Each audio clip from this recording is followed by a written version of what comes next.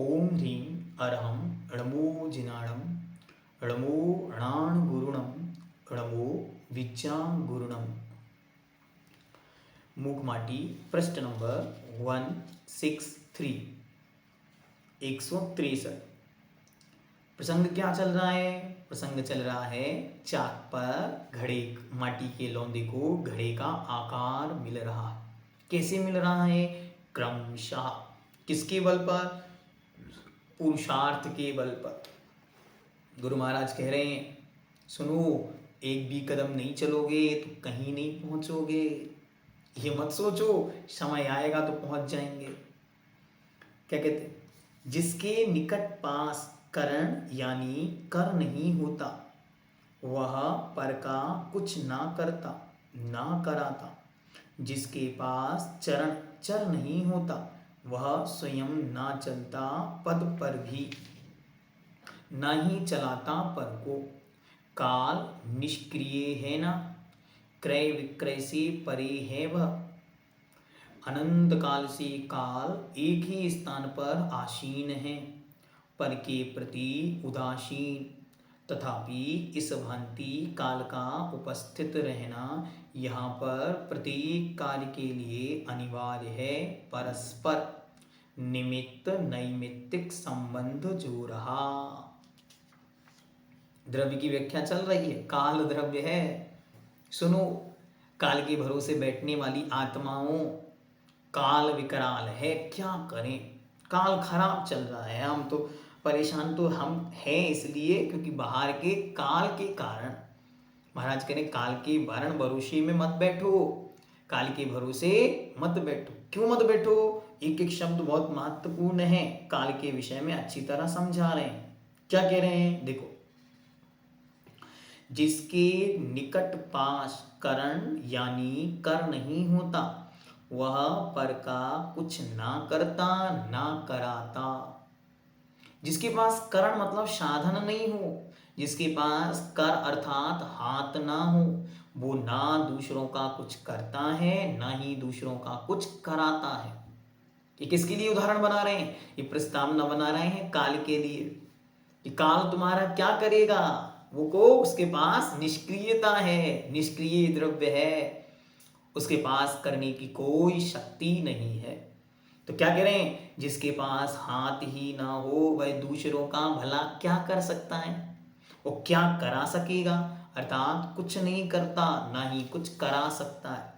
जिसके पास चरण चर नहीं होता, वह स्वयं ना चलता पद भर भी, ना ही चलाता पर को। और जिसके पास चलने के लिए पैर ही ना हो, वो क्या करेगा? वो किसी को नहीं चला सकता। कितना? पद भर भी, एक कदम भी नहीं चल सकता जिसके पास पैर ना हो। जिसके पास पैर नहीं, वो एक कदम भी स्वयं नहीं चल सकता और औरों को भी नहीं चला सकता। उसी तरह काल निष्क्रिय है ना। काल द्रव्य कैसा है? निष्क्रिय द्रव्य है, जो पर का कुछ नहीं कर सकता। क्योंकि जो स्वयं ही निष्क्रिय हो, वो दूसरों में परिणमन कैसे कराएगा? यद्यपि द्रव्य वस्तु के परिणमन में, जो वस्तुएं अपने आप स्वयं परिणमित हो रही हैं, उनके परिणमन में वह निमित्त कारण, सहकारी कारण अवश्य है, लेकिन वह किसी का परिणमन कराता नहीं।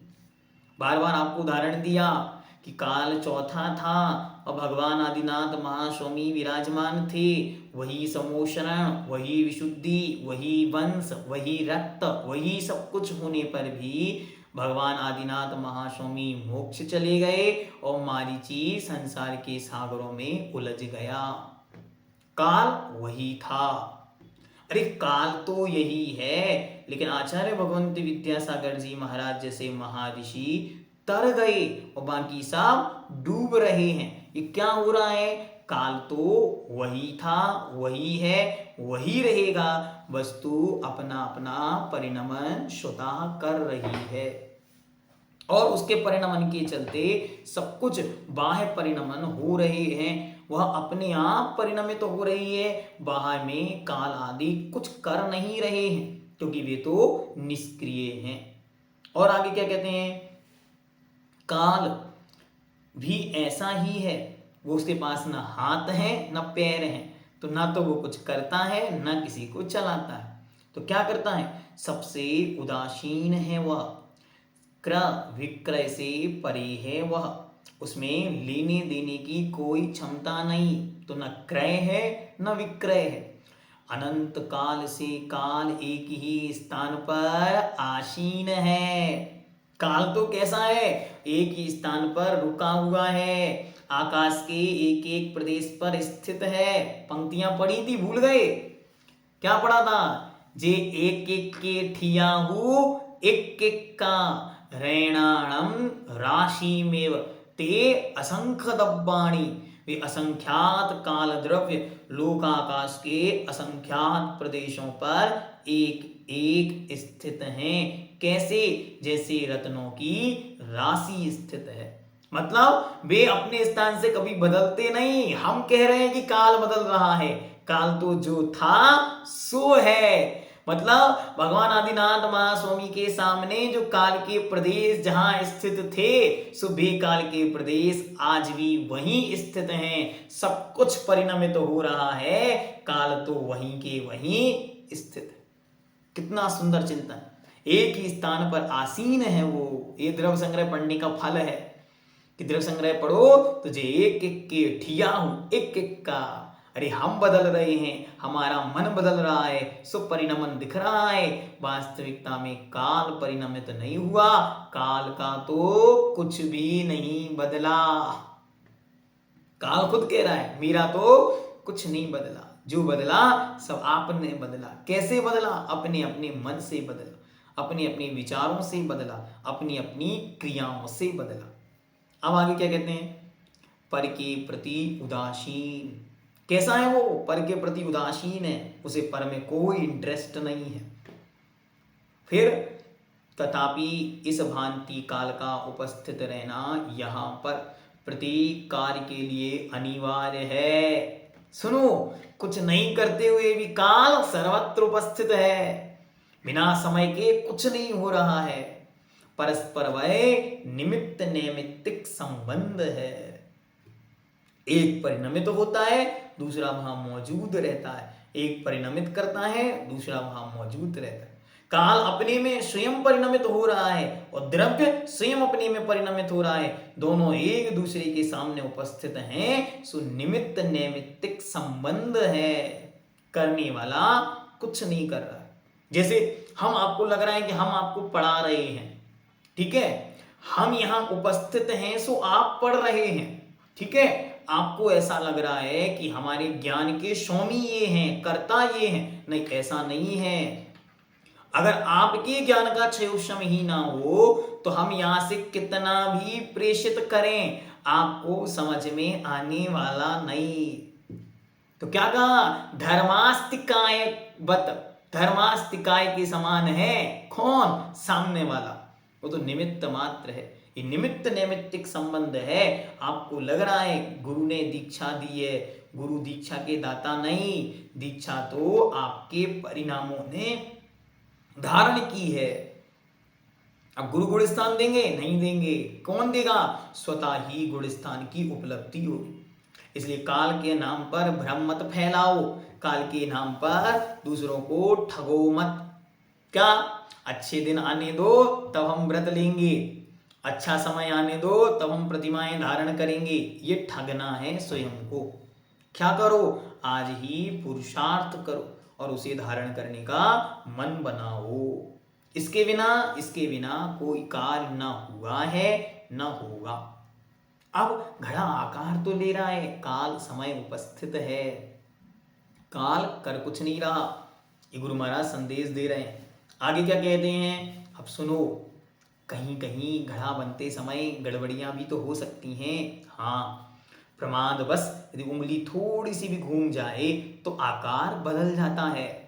अरे खोट हाँ आ सकती है। अच्छे अच्छे मार्ग पर चलने वाले भी कदाचित मार्ग से च्युत हो सकते हैं। हाँ, होते हैं, ऐसा अनादिकाल से दिखाई दे रहा है। तो क्या करना? उसके लिए रास्ता दिखाते हैं कि खोट पर चोट जरूरी है, क्योंकि खोट ना हो तो सबके सब भगवान बन जाएंगे। गुरु महाराज ने हाई को लिख के दिया, शिष्य और शिशी, क्या, डांट के बिना शिष्य और शिशी का भविष्य ही क्या। डांट मतलब ढक्कन, डांट मतलब डांट, फटकार, प्राश्चित। तो क्या कह रहे हैं, डांट के बिना शिष्य अर्थात जो भक्त शिष्य पढ़ने आया है, जानने आया, उसे डांटेंगे नहीं तो उसका भविष्य ही क्या, प्रश्न चिन्ह लग जाएगा उसके भविष्य पर। और शिशी अर्थात दवाई की बोतल में डांट मतलब ढक्कन नहीं है तो उसका भविष्य ही क्या, कौन पिएगा उसे। तो क्या, शिष्य और शिशी के बिना, डांट के बिना शिष्य और शिशी का भविष्य ही क्या। अब क्या कहते हैं, देखो आगे, मान घमंड से अछूती माटी, पिंड से पिंड छुड़ाती हुई, कुंभ के रूप में ढलती है, कुंभाकार धरती है, धरती के साथ धरती के ऊपर उठती रही है, वो उठ रही है। क्या हो रहा है, मान घमंड से अछूती माटी, इतना सा भी घमंड शेष है तो झुक नहीं सकता दूसरे के सामने, नहीं नहीं मैं नहीं झुकूंगा, और जब तक झुकेगा नहीं तब तक तरेगा नहीं। पंक्ति लिख दी उन्होंने, तो मान घमंड से, अगर इसको घमंड आ जाता किस दिन, जिस दिन कुंभकार गया था माटी खोदने के लिए, तो कभी माटी कुंभकार नहीं बन सकती थी। तो क्या करो, पहले सबसे पहले तो घमंड छोड़ो, ये धारण करो, हाँ मैं अज्ञानी हूं, प्रमादी हूं, आलसी हूं, कसाई हूं, पापी हूं, अभागा हूं, अब मुझे यहां से निकालो। तब जाके माटी ने समर्पण किया था, सो समर्पण आज काम आ रहा है। क्या काम आ रहा है, पिंड से पिंड छुड़ाती हुई, सुनो, माटी के पिंड से अपना पिंड अर्थात प्राण छुड़ाती हुई, विनम्र माटी माटी के लोधे से अपनी उस पर्याय को छोड़ रही है, पिंड को छोड़ रही है। जो माटी की लोंधा रूप पिंड था, उस पिंड से अपने आप को बाहर निकाल रही है, कुंभ के रूप में ढलती है, कुंभ का आकार धारण करती है, कुंभाकार धरती है, अर्थात कुंभ का आकार धारण कर लेती है। कैसे, धृति के साथ, धृति मतलब होता है धैर्य, धैर्य के साथ धरती के ऊपर उठ रही है, अर्थात धीरे धीरे वो माटी ऊपर की ओर आकार करने लगती है। तो जो जो मान से रहित होता है, धैर्य को धारण करता है और पुरुषार्थ करता है, वो धरती से ऊपर उठने लगता है और सिद्ध शिला तक की यात्रा कर सकता है, अनंत की यात्रा कर सकता है। अन्यथा अन्यथा मार्ग कठिन है, कुछ भी संभव है, यहाँ पतन के 100 रास्ते हैं। अगर जागृति का अभाव हुआ, पथ से च्युति हुई, थोड़ी सी गड़बड़ हुई तो कुछ भी हो सकता है, थोड़ी सी गड़बड़ भी बहुत कुछ कर सकती है। क्या कहते हैं, वैसे निरंतर सामान्य रूप से वस्तु की यात्रा चलती रहती है, अबाध गति से, अबाध अपनी गति के साथ, फिर भी विशेष रूप से विकास के क्रम तब उठते हैं जब मति साथ देती है। सुनो, जो मान से विमुख होती है और विनाश के क्रम तब जुटते हैं जब रति साथ देती है। जो मान में प्रमुख होती है, उत्थान पतन का यही आमुख है। सुन लो, पूरा सब कुछ कह दिया मन। मूक माटी की विशेषता है कि आप जितना पढ़ेंगे आपको लगेगा यही पूरा हो गया, अब आगे जाने की जरूरत ही नहीं, और जितने आगे बढ़ोगे आपको लगेगा अभी कुछ खत्म नहीं हुआ, अनंत है। क्या कह रहे हैं, निरंतर सामान्य रूप से वस्तु की यात्रा चलती रहती है, रुके नहीं हो कभी, अनादि से हो, कहां से निकल कर आए हो, पढ़ो 6 डाला पहली ढाल अच्छी तरह समझो। काल अनंत निगूढ़ मझार, बीत्यो एक इंद्रिय तनधार, वहां से निकले पृथ्वी जल अग्नि वायु वनस्पति, 2 इंद्रिय 3 इंद्रिय 4 इंद्रिय, असंगी पंचेंद्रिय संगी पंचेंद्रिय, मनुष्य देव नारकी, सब पर्यायों में घूम घाम के और यही चक्कर चल रहा है। तो क्या कह रहे हैं, वस्तु की यात्रा सामान्य से चलती रहती है। लेकिन विकास की यात्रा अर्थात उन्नति की यात्रा ये कठिन है, ये कुछ अलग वस्तु है। तो क्या कह रहे हैं, अबाध गति के साथ फिर भी विशेष रूप से विकास के क्रम तब उठते हैं जब मति साथ देती है, जब बुद्धि साथ देती है तब काम होता है। वो भी कैसी चाहिए, जो मान से विमुख होती है, घमंड से जब रहित बुद्धि होती है, सीखने की जब चाहत होती है, जब उसके अंदर इंटरेस्ट होता है, सामने वाला कुछ सिखा सकता है, हाँ सामने वाला कुछ दे सकता है, तब तो सीखेगी। इसलिए उन्होंने कह दी विनम्र बुद्धि होगी तो काम होगा। देखो बड़े बड़े साधु महाराज भी विनम्रता पूर्वक अपना जीवन व्यतीत करते हैं, और हम लोग अहंकार में भर जाते हैं और छोटी छोटी सी बातों में अड़ जाते हैं। अड़ना छोड़ दो, क्योंकि अकड़न ही मान कषाय का प्रतिबिंब है। तो अकड़ना छोड़ करके जब बुद्धि झुकती है तब विकास होता है। और क्या कह रहे हैं, सुनो, जब वही बुद्धि विनाश के क्रम तब चुटते हैं जब रति साथ देती है। जब वही बुद्धि राग में घुस जाती है जो मान में प्रमुख होता है, जो मान कषायों में प्रमुख है, ऐसी राग बुद्धि जब जागृत होती है तब जाकर विनाश अर्थात पतन शुरू होता है। यही उत्थान पतन का आमुख, आमुख मतलब होता है प्रारंभ, इंट्रोडक्शन, शुरुआत, मंगलाचरण। उत्थान और पतन का मार्गदर्शन, मंगलाचरण राग द्वेष बुद्धि पर टिका हुआ है। अब आगे 165 165 नंबर। धृत से भरा घट सा, बड़ी सावधानी से शिल्पी ने चाक पर से कुंभ को उतारा। आज जाके घड़ा बना है। सोचो कितनी लंबी यात्रा है, 2 महीने पूर्ण हो गए। 3 मई को मूक माटी दिवस के दिन इसे हमने प्रारंभ किया था। कौन सी तिथि थी, वैशाख कृष्ण दशमी। अभी 2 महीने पूर्ण हो गए, आज चतुर्दशी है। 2 ज्येष्ठ मास निकल गया, ये आषाढ़ मास चल रहा है। कितने महीने हो गए, 2 महीने। 2 महीने में अभी क्या बना, अभी घड़ा बना है, अभी पका नहीं, अपक्व है, अभी तो शुरुआत है। अभी आगे देखो कितनी बड़ी बरसात बाकी है। क्या कहते हैं, देखो, धृत से भरा घड़ा घट सा, बड़ी सावधानी से शिल्पी ने चाक चक्र पर से कुंभ को उतारा धरती पर। 2-3 दिन का अवकाश मिला, सो कुंभ का गीलापन मिट सा गया, सो कुंभ का ढीलापन सिमट सा गया। आज शिल्पी को बड़ी प्रसन्नता है। कुंभ को उठा लिया है हाथ में, एक हाथ में सोट लिया है, एक हाथ की कुंभ को ओट दिया और कुंभ की खोट पर चोट किया। क्या कह रहे हैं, देखो, धृत से भरा, जैसे मानो घी से भरा हुआ घड़ा हो तो बड़ी सावधानी से उठाता है, ऐसे ही चाक पर से शिल्पी ने घड़े को बड़ी सावधानी से उठाया। क्यों, कहीं कुछ गड़बड़ ना हो जाए। अरे बड़ी मुश्किल से बना है, जो बनाता है वो जानता है। क्या कहते हैं, एक पंक्ति लिखी है, विद्युज्जन एव विजानाति विद्युज्जन परिश्रमा। क्या, विद्युत जन ही जानते हैं, विद्वान ही समझता है विद्वानों का परिश्रम। क्यों, तो कहते हैं बंध्या न विजानाति, बंध्या न विजानाति, क्या, गुरवी प्रसव वेदना। अरे गर्भ की, प्रसव की जो महान वेदना है उसे कोई बंध्या स्त्री नहीं जान सकती, क्योंकि जिसके न पैर में फटी बिमाई वो क्या जाने पीर पर आई। तो यही कह रहे हैं यहाँ पे कि अरे जिसने कभी विद्वत्ता का अर्थात ज्ञान का पुरुषार्थ परिश्रम ना किया हो वो धनपति विद्वत्ता की कीमत नहीं जान सकता।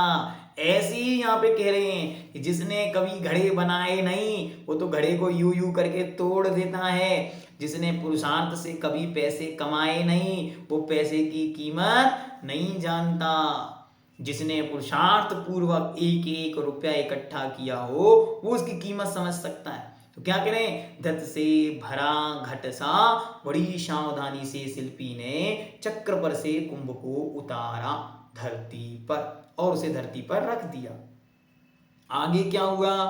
2-3 दिन का अवकाश मिला। अब 2-3 दिन की छुट्टी। क्या हुआ?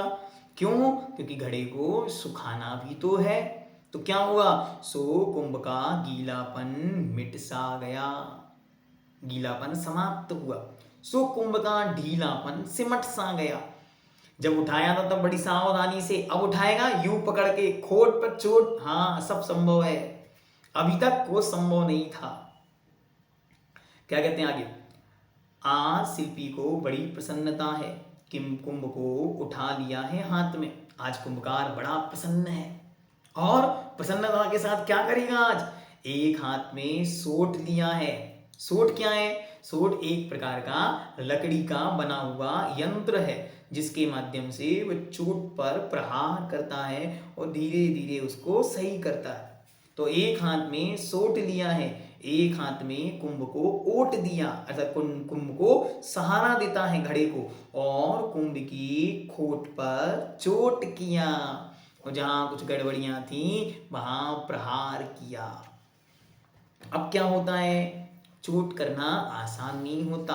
सुनो, आप और हम किसी भी कविता को देखकर कह सकते हैं, अरे ये क्या लिखा है, इसमें ये अशुद्धि, ये अशुद्धि, ये गलती, इसकी जगह पर ये लिखा जा सकता था। लेकिन शिल्पी ने बड़ी मेहनत से, पुरुषार्थ से, कवि ने महीनों चिंतन किया, तब जाकर यूं शब्द झले हैं, तब जाकर ये कविता बनी है। आपको तो लगता है अरे इतना बड़ा कार्य कैसे हो गया? अरे एक एक दिन तपस्या साधना में तपते हैं, जीवन भर भावना भाते हैं, आवाल्या जिन देव देव भवता श्रीपादयो सेवया, सेवा सक्त विनेय कल्पलतया कालुदया बदगता, त्वं तस्या फलमर्तये तद्धुना प्राण प्रयाण क्षणे, त्वं नाम प्रतिबद्ध वर्ण पठने कंठोस्त कुंठो मम।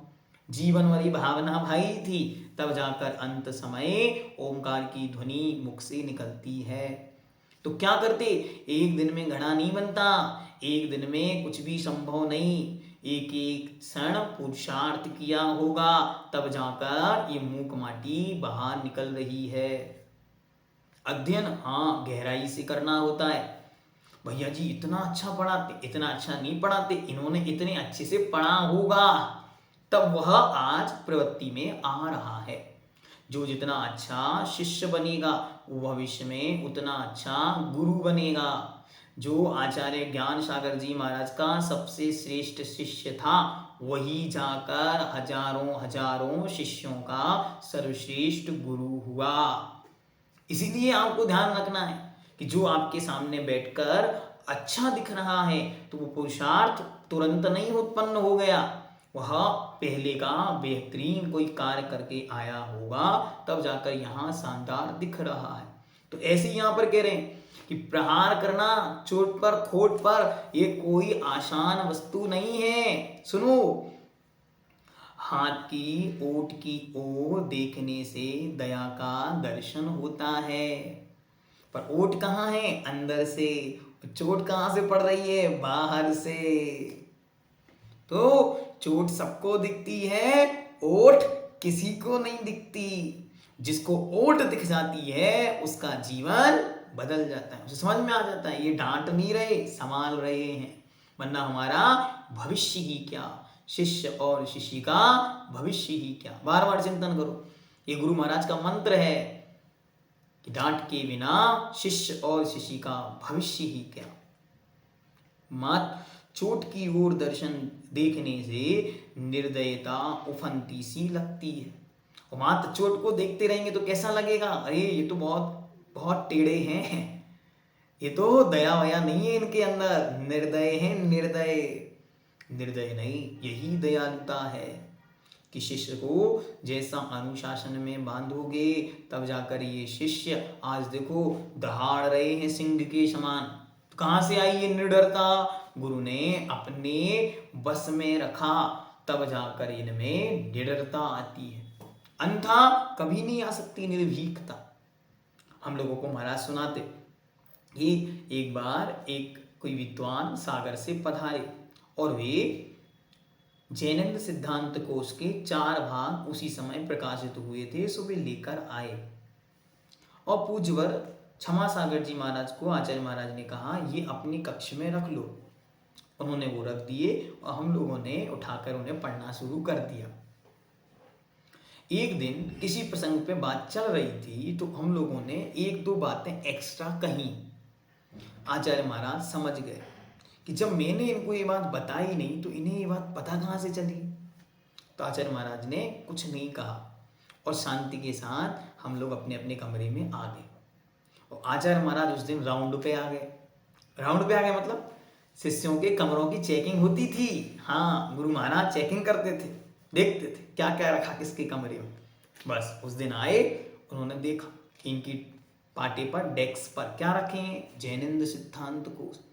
महाराज ने कहा ये तो हमने आपको कमरे में रखने को कहा था, बाजोटी पर क्या कर रहे हैं। महाराज कभी कभी हम लोग खोल के देख लेते हैं। अरे क्यों देखना, अरे क्यों देखना।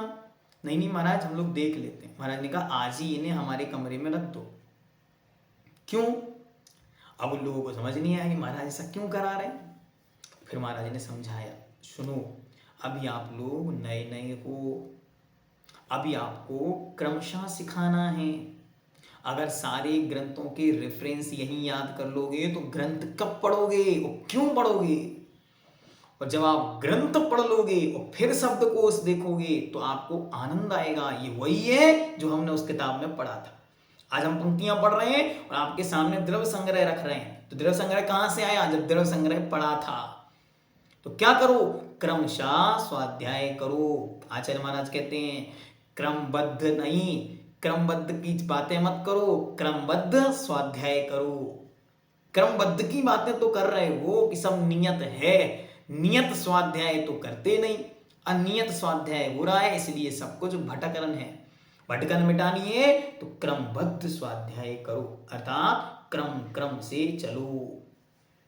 क्या कह रहे हैं, खोट चोट पर है ना, सावधानी बरत रही है, शिल्पी की आंखें पलकती पलकती नहीं है, तभी तो इसने कुंभ को सुंदर रूप दे घोटम घोट दिया, कुंभ का गला ना घोट दिया।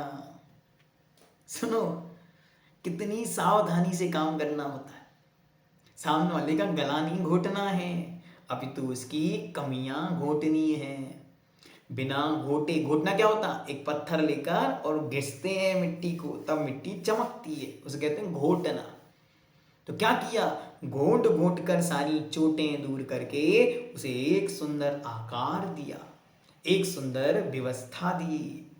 अन्यथा अन्यथा वो घड़ा कभी सुंदर रूप धारण नहीं कर सकता था। सो बड़ा उपकार किया। हाँ, और हमको क्या लग रहा है, अरे ये क्या कर रहा है, कहीं मार ना दे। जब दंड दिया जा रहा है तो क्या हो रहा है, देखने वाले को लग रहा है इतना कठिन प्रायश्चित क्यों। उनको पता है ये आत्मा अनादिकाल से इस संसार चक्र में परिभ्रमण कर रही है।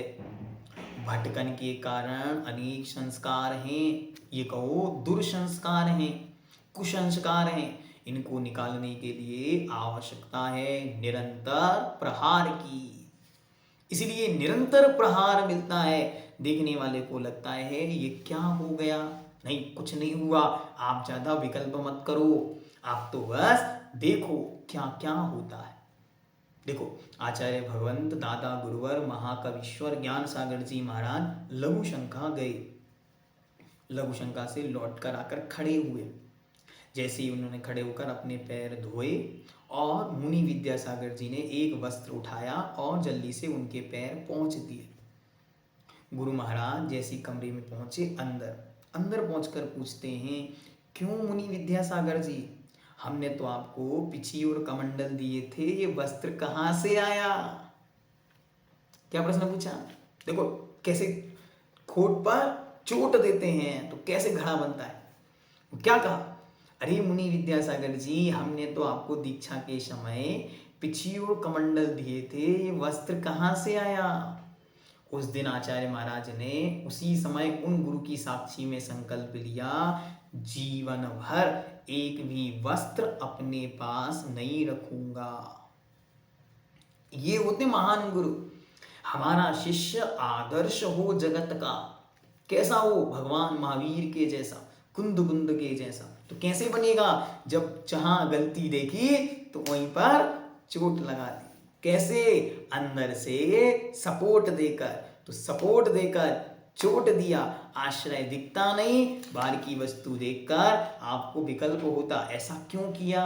ऐसा ना करते तो हम सबको इतने सुंदर गुरु महाराज नहीं मिलते। हमको इतने अच्छे गुरु महाराज मिले, इसलिए हम उपकारी हैं। किनके?